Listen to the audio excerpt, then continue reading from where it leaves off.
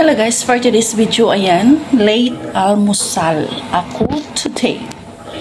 Bakit? Ay, kakatapos ko lang magkarwas ng dalawang sasakyan at mag-vacuum sa loob ang dumi-dumi. Ayan, alas 9:30 na yung aking almusal. Naubos ko na yung isang tinapay, may natira pa dito, pero parang wala akong ganang kumain. Ayan, sausaw na lang sa Milo. Hindi ako nagkape.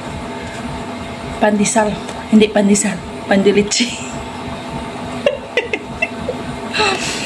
So, yan guys. Kain tayo. Nakapagod din. Ang laki pa naman ng isang sasakyan guys. Ilang seaters yun? 5 seaters. 6 seaters. Isa sa front. 3 sa dalawa, 3, 4, 5 yata yun. Ang laki pa naman. Dapat makapatong ako sa upuan at saka maghugas kasi hindi ko maabot. Kain guys.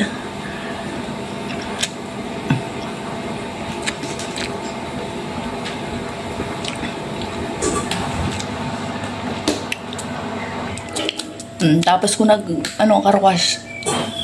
Maghugas ako ng kulungan ng ibon. Tapos naligo. Ayan, pawis na pawis. Kakaligo lang, pawis na pawis. Grabe, sobrang init.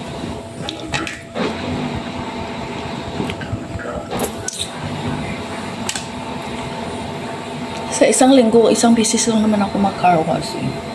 Minsan nga wala. Pero yung isa, yung sasakyan ni Madam, every week yun pinapahugasan niya sa akin kasi renta yun hindi yun sa kanila.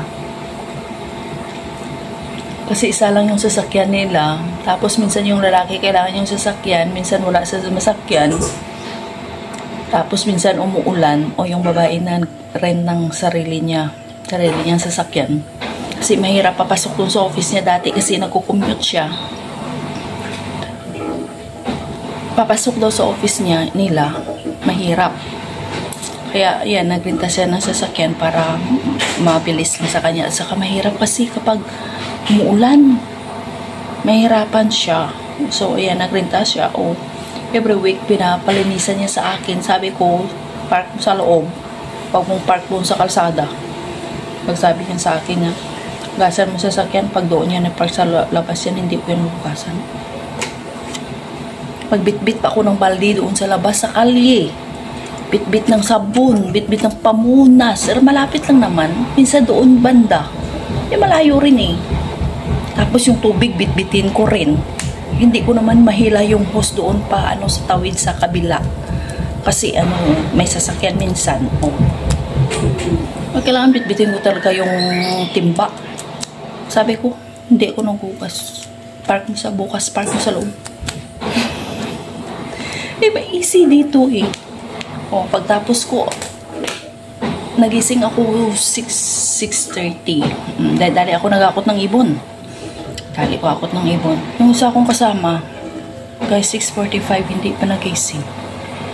Katapos ko na maghugas sa labas yung sasakyan, mag-vacuum na lang ako sa loob.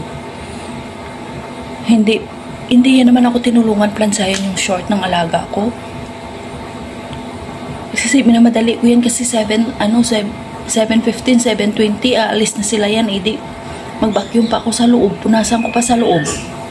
Sabi ko sa kanya pagpasok ko, nag-toothbrush ako. Sabi ko, kakagising mo lang. Sabi ko, mahilig kasi mag-late matulog. Tapos, hindi makagising on time. Ako kahit anong late na tulog ko guys, pag alarm yan guys, minsan mauna pa ako sa alarm ko. Gising talaga ako kahit anong late na tulog. Kahit alas 2 pa ako matulog. Minsan hindi ako makatulog. Minsan, halimbawa hapon, inaantok ako masyado, magapi ako. Hindi na yan ako makatulog kapag gabi. Alam nyo, kahit anong late na tulog ko, makagising pa rin ako. Hindi ako pala tulog eh. Hindi ako pala tulog na klaseng babae. Kahit buntis ako noon, hindi ako pala tulog guys. As in. Yung iba natutulog, ganun. Masarap matulog kapag buntis. Ako hindi. Sabi ko, hindi naman lang ako tinulungan plansahin yung short ng alaga ko. Tapos, pagtapos ko po na sa labas ng sasakyan, nag-akyat ako, gisingin ko. Alas 7 na. O, 6:45 ako 6:40. 7 o'clock. At tapos na ako puna sa labas ng sasakyan. Vacuum na lang ako sa loob. Alas 7 pa. Akyat ako, gisingin ko. Prepare ko yung mga damit niya. Before ako umakyat, plansyahin ko muna yung short. Kasi na-misplace niya siguro yung short niya. Isa na lang yung short niya. Araw-araw niya yun ginagamit. Sabi ko, kakagising mo lang? Sabi ko, mahilig kasi mag-late matulog. Sabi ko, hindi ba yan makaintindi yung nobyo mo? Na oras? Ala pa ka mo istorya. Tok-tok-tok ka mo. Sabi ko, dapat intindihan niya. Umaga. Ngayon, halimbawa, dalawa kami, nagkakapihan kami. Kwentuhan yan. Antayin niya yan, guys, alas 9. Tumayo at saka umakyat. Tinutulungan ko na nga dito sa baba, mag-map, kung hindi ako magkarwas. Mintayin pa yan alas 9 at saka akyat sa taas para magtawag doon, maglinis. Tapos dahan-dahan pa yan maglinis. Sabi ko, parang binibilang mo yung minuto sa pagpunas. Sabi ko, matuto ka naman bilis kumilos. Kaya minsan parang ayaw ko tulungan sa trabaho niya. Kung trabaho ko, kung trabaho niya, tutulungan ko pa siya. Minsan yan, ako pa utusan ng matanda. Alam niya na mamalansya ako. Luto, sabi ko, hindi ba siya marunong? Sabi ko, ano yung pinabake niya sa akin? Sabi niya, i-bake mo. Bakit ako? Wala naman siya talaga ginagawa. Alam mo na mamalansya ako. O yun, yung manok pala. Baka hindi siya marunong. Sabi ko, that's impossible. Baka hindi siya marunong. Bake lang yan, frozen chicken. Sabi ko sa kanya, dapat matuto siya. Alam mo na mamalansya ako pautusan mo. Minsan kasi yung matanda, sabi ko, paano kung wala ako? Dati, yung gasol, diba? Yung gasol namin. Sabi niya, wala ng gasol. Sisigaw pa yan sa akin sa labas. Nandito naman yung kasama ko. Tinuruan ko na yan kung paano. Paano kaya kung day off ko? Walang gasol. Tatawagin niyo ako? Uwi? Sa kakainis ko, sabi ko, tinuruan ko na yan. Dapat matuto siya. Huwag naman naturo ako. Ay, nako guys. Minsan talaga ang buhay. Mahirap din minsan kung may kasama ka. Siya nagbibilang na trabaho niya. O, umaga. Kwentuhan niya sila ng nobyo niya. Tanghali, kwentuhan sila ng nobyo niya.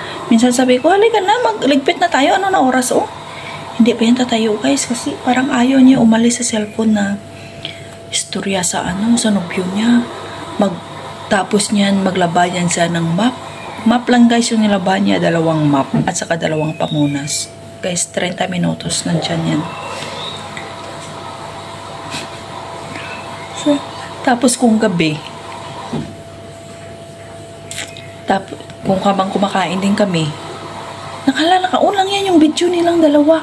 Tapos pagtapos niyan, before matulog, mga 2 oras pa yung kwentuhan nila. Sabi ko, o kagabi, na yun, naririnig ko pa nagkukwentuhan sila. Wala na yung ilaw, pinatay na yung ilaw. Kagabi late na ako natulog, mga 11 something. Kasi hindi ako naramdam ng antok. Naririnig ko nagkukwentuhan pa. Tapos na ako hakot ng ibon kaninang umaga, tulog pa siya. Nagkarwas ako doon, iwan ko kung anong oras nagising. Siguro pagbaba pa ng matanda. Mga 6:50, ganun. Sabi ko, dapat marunong siya sa sarili niya, time management. Sabi ko, bahala ka. So, ayan lang guys, ang masishare ko for today's video, buhay abroad. Mahirap. Mahirap talaga guys. Palakasan ng loob at sigmura. Mabuti nga ngayon, Martes yan nagpapakarawa sa akin kasi kahapon, masama talaga yung pakiramdam ko. May period ako. Ngayon, mabuti-buti na. Ay, mabuti. Hindi siya nagsabi kahapon na kahapon ako mag-car wash. So, ayan lang guys. For today's video, ayan oh. May natira pang tinapay oh. Subo. Please don't forget to like, subscribe, and click the notification bell para updated kayo sa mga bagong upload ka na videos. God bless us all guys. This is Jay Pachikay. Mabuhay. Buhay abroad. Bye.